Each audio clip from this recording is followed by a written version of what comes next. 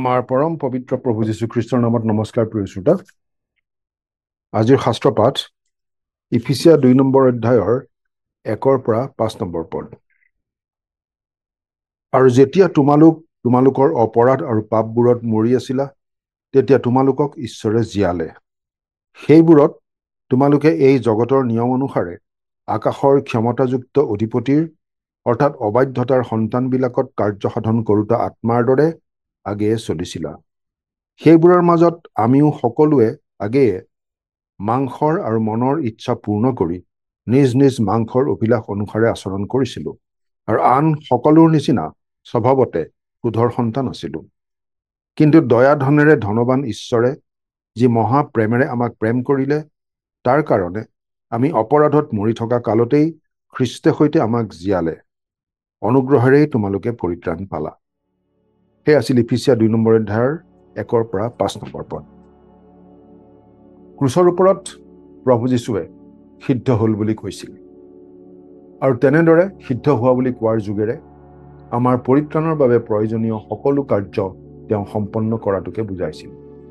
পিতৃয়ে যি কাম কৰিবলৈ তেওঁক পঠিয়াইছিল, সেই সকলোখিনি তেওঁ সম্পূৰ্ণ কৰিলে। মানৱৰ পৰিত্ৰাণৰ বাবে প্ৰয়োজনীয় সকলোখিনি কাম তেওঁ সম্পূৰ্ণ কৰিলে।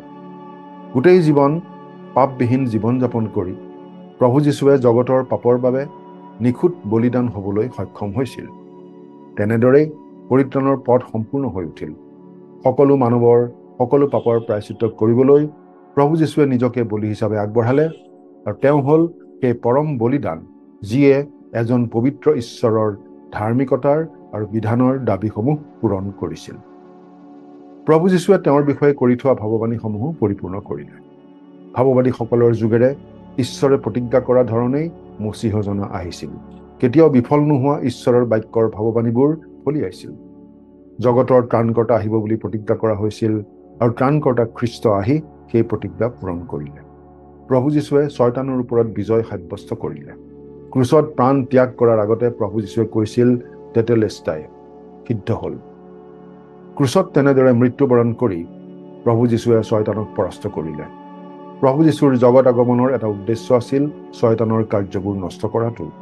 শয়তানৰ কৰ্ম লুপ্ত কৰিবৰ বাবে ঈশ্বৰৰ পুত্ৰ প্ৰকাশিত হ'ল। প্ৰথম যোহন 3 নম্বৰ অধ্যায়ৰ 8 নম্বৰ পদ। যীশুখ্ৰীষ্টৰ ক্ৰুচীয় মৃত্যুৱে সেই কাৰ্য সম্পূৰ্ণ কৰিলে। মানুহে নিজৰ পাপৰ জৰিয়তে গোটেই জগতখনৰ অধিকাৰ হেৰুৱাই শয়তানৰ হাতত গতাই দিছিল, কিন্তু যীশুখ্ৰীষ্টই শয়তানক পৰাস্ত কৰি সেই অধিকাৰ পুনৰ ঘূৰাই আনিলে। শয়তানৰ কৰ্তৃত্ব ধ্বংস হ'ল, বিজয় সাব্যস্ত হ'ল। তেটেলেষ্টাই এই গ্ৰীক শব্দটোৰ অৰ্থ হৈছে সম্পূৰ্ণৰূপে পৰিশোধ কৰা হ'ল। এখন ৰচিদত লিখি দিয়াৰ নিচিনা কথা। মানৱৰ মুক্তিৰ বাবে দিবলগীয়া সকলোখিনি মূল্য প্ৰভু যীশুৱে পৰিশোধ কৰিলে নিজৰ তেজেৰে। আমাৰ পৰিত্ৰাণ সিদ্ধ হ'ল। আমি আৰু একো দিবলগীয়া নাই, একো কৰিবলগীয়া নাই। আমি কেৱল বিশ্বাস কৰি প্ৰভু যীশুক ত্ৰাণকৰ্তা বুলি গ্ৰহণহে কৰিব লাগে। আৰু আমাৰ বিশ্বাসৰ আদি আৰু সিদ্ধিকৰ্তা যীশুলৈ চাই থাকোঁ হওক।